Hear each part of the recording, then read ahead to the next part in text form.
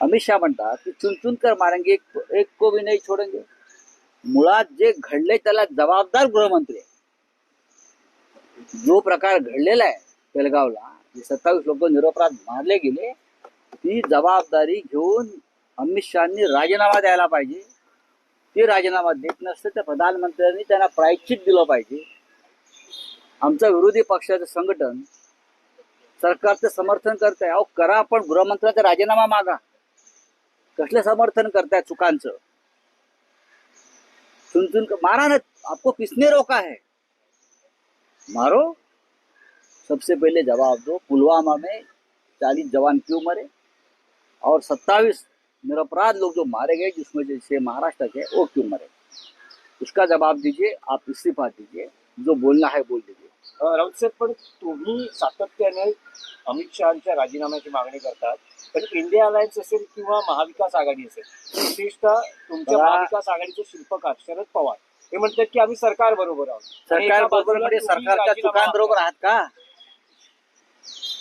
सरकारने ज्या चुका केलेल्या आहेत देशाच्या सुरक्षेसंदर्भात, त्याच्यावर कोणी बोलायचं? शिवराज पाटलांचा राजीनामा घेतला होता तेव्हा शरद पवार साहेब होते मंत्रिमंडळात. शिवराज पाटलांनी बॉम्बस्फोट घडवले नव्हते ना, पण त्यांची नैतिक जबाबदारी. दिल्लीचे बॉम्बस्फोट जे घडले, शिवराज पाटलांचा राजीनामा घेतला. लक्षात घ्या काँग्रेसने. आम्ही सरकारच्या बरोबर आहात काय? कोण असं कोण बोलताय? बोलू द्या त्यांना. आम्ही सरकारच्या बरोबर आहोत, पण युद्ध तर सुरू करा. सरकार काय, सरकार राजकारणच करताय. या सगळ्या गोष्टीचं करताय ना. काल पंतप्रधान सरकारच्या बरोबर आहोत, 24 तासामध्ये प्रधानमंत्री बिहारला गेले प्रचाराला.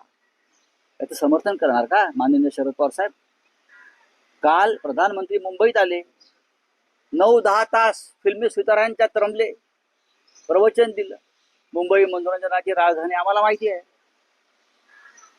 शाहरुख खान, आमिर खान, ही नटी, ती नटी, तो नट समोर बसून टाळ्या वाजवत आहेत. याचं समर्थन आम्ही करायचं आहे का? बसा दिल्लीमध्ये. आणि स्ट्रॅटेजी सैन्यावर टाकलंय सगळं जबाबदारी, भारतीय सैन्यावर. इंदिरा गांधींनी सैन्यावर नाही टाकलं. निर्णय दिला, आदेश दिला, मला युद्ध करायचं. त्याला म्हणतात राजकीय इच्छाशक्ती. तुमच्याकडे आहे का ती? अशा सरकारचं समर्थन म्हणजे कमजोरीचं समर्थन, उडाण टप्पूपणाचं समर्थन आणि टपोरीपणाचं समर्थन आहे. ज्यांच्या चेहऱ्यावर चिंतेची लकीर दिसत नाही. काल पहा प्रधानमंत्र्यांचा चेहरा तुम्ही. एखादा प्रधानमंत्र्यांनी हा कार्यक्रम रद्द केला असता नटनट्यांबरोबरचा, एखाद्या प्रधानमंत्र्यांनी बिहारचा प्रचाराचा दौरा रद्द केला असता. हो, पण ते फिरतायत मस्त मौला, अरफन मौला. याच्यावरती आम्ही बोलणार. ज्यांना सरकारला समर्थन द्यायचं या सगळ्या गोष्टीबद्दल त्यांनी द्यावा. ते जनतेच्या भावनांशी खेळतायत. गृहमंत्री अमित शहा या सगळ्या घटनांना जबाबदार असतील तर त्यांचा राजीनामा प्रधानमंत्र्यांनी घ्यायला हवा. म्हणजे विरोधी पक्षातच या नाही, मुद्द्यावर एकवाक्यता नाही. ते बघा, मी आमची भूमिका सांगतो. अमित शहा या सगळ्या गृहमंत्री देशाचे कोणी असतील. तुम्ही शिवराज पाटलांचा राजीनामा घेतला होता, आर पाटलांचा राजीनामा इथे घेतला होता ना. मग आर पाटलांचा राजीनामा पवार साहेबांनी का घेतला होता इथे? जर त्यांना अमित शहाचा राजीनामा नको आहे, मग महाराष्ट्रातल्या 26/11च्या हल्ल्यानंतर लोकभावनेचा आदर करून माननीय शरद पवार साहेबांनी या राज्याचे गृहमंत्री असलेले आर पाटलांचा राजीनामा घेतला.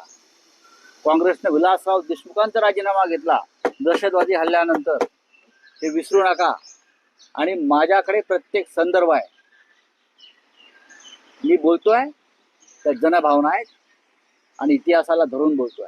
आर पाटलांचा राजीनामा ज्याने घेतला, विलासरावांना राजीनामा द्यायला लागला, त्याच्यामुळे काही गरज नव्हती. मग त्यांनी अमित शहाचं समर्थन करू नये.